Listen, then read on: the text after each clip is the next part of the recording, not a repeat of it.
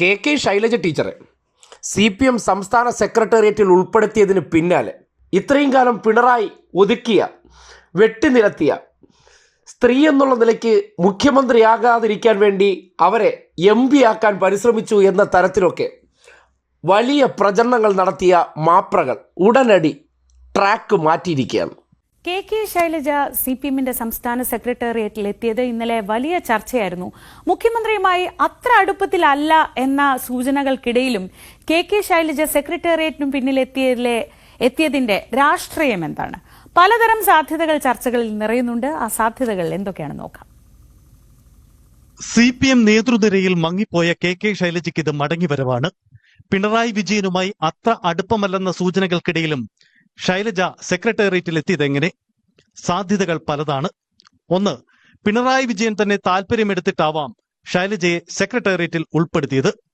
അല്ലെങ്കിൽ കെ ശൈലജയ്ക്ക് വേണ്ടി മറ്റാരോ കടുത്ത സമ്മർദ്ദം ചെലുത്തിയിട്ടുണ്ടാവാം.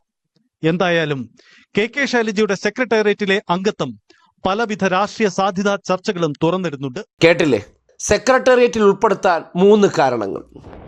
പുറത്തു നിൽക്കുന്ന ഓരോരോ മാധ്യമപ്രവർത്തകരുടെ ഉള്ളിലെ മനോരോഗ ചിന്തകൾ എന്തൊക്കെയാണെന്ന് ആ വാചകങ്ങളിലുണ്ട്. ഇത്രയും കാലം എടുക്കുന്നില്ലേ എടുത്തു കഴിഞ്ഞപ്പോൾ അതിന് ചില രാഷ്ട്രീയ കാരണങ്ങളുണ്ടത്രേ എന്ന് ആര് പറയുന്നു? യവൻ്റെ ഉള്ളിലുള്ള CPM വിരുദ്ധ മനോഭാവം പറയുന്നു. അതിനപ്പുറത്തേക്ക് യാഥാർത്ഥ്യപരമായും ശൈലജ ടീച്ചറെ CPM സംസ്ഥാന സെക്രട്ടേറിയറ്റിലേക്ക് എടുക്കാൻ CPM നേതൃത്വം തീരുമാനിക്കുന്നു. അതിൻ്റെ അടിസ്ഥാനത്തിൽ സംസ്ഥാനത്തെ പാർട്ടിയുടെ ഏറ്റവും ഉന്നത ഘടകത്തിലേക്ക് ശൈലജ ടീച്ചർ എത്തിച്ചേരുകയാണ്. അർഹതയ്ക്കുള്ള അംഗീകാരമാണ്. അപ്പോൾ അവിടെ ഇരിക്കട്ടെ പിണറായിക്കൊരു താങ്ങ്. പിണറായി വിജയൻ്റെ ഇഷ്ടമില്ലായ്മയാണ് ശൈലജ ടീച്ചറെ ഒതുക്കാൻ കാരണമെന്ന് പറഞ്ഞുകൊണ്ടിരുന്നവർ ഇപ്പോൾ ശൈലജ ടീച്ചർ എത്തിയതിന് പിണറായി വിജയൻ്റെ ആനുകൂല്യമായിട്ടോ മറ്റേതെങ്കിലും വലിയ സോഴ്സിൽ നിന്നുള്ള സമ്മർദ്ദം കൊണ്ടുപോകണമെന്നൊക്കെ ഇവർ ഇങ്ങനെ ചിന്തിക്കുകയാണ്. അതിനപ്പുറത്തേക്ക് കൂട്ടായിട്ടുള്ള തീരുമാനം ആരെയാണ് അടുത്ത വനിതാ പ്രതിനിധിയായിട്ട് ഉൾപ്പെടുത്തേണ്ടത്, അതിൻ്റെ സീനിയോറിറ്റി ആരാണ്, കഴിവുറ്റ ആളാരാണ്, ശൈലജ ടീച്ചർ എന്തുകൊണ്ടും ആ നിലയ്ക്ക് പരിഗണിക്കപ്പെടാൻ ഏറ്റവും അർഹയായിട്ടുള്ള ആളാണ്. ആ നിലയ്ക്ക് പരിഗണിക്കപ്പെടുമ്പോൾ അതും പിണറായി വിജയൻ്റെ തലയുടെ മുകളിൽ കൂടെ, അതായത് ഇത്രയും കാലം പറഞ്ഞിരുന്നു പിണറായി വിജയനെ ചോദ്യം ചെയ്യാൻ പാർട്ടിക്കകത്ത് ആരുമില്ല, അദ്ദേഹത്തിൻ്റെ അസംതൃപ്തി ഉള്ളവർക്കൊന്നും പാർട്ടിക്കകത്ത് നിലനിൽക്കാൻ കഴിയില്ല. ഇവർ തന്നെ പറയുന്നു അസംതൃപ്തി ഉണ്ടെന്ന്. അപ്പോൾ സംസ്ഥാന സെക്രട്ടേറിയറ്റിലേക്ക് വന്നപ്പോൾ ഇത്രയും കാലത്തെ അസംതൃപ്തി കഥ ആവിയാകുന്ന അവസ്ഥയിലെത്തി. ഉടനടി ഇനി ഏതോ ഉന്നത ഇടങ്ങൾ, അതായത് ഈ കാണുന്ന ആളല്ലാതെ വേറെ ഏതോ ഉന്നതൻ്റെ സമ്മർദ്ദം ആർക്ക് വേണ്ടി? കെ ശൈലജയ്ക്ക് വേണ്ടി.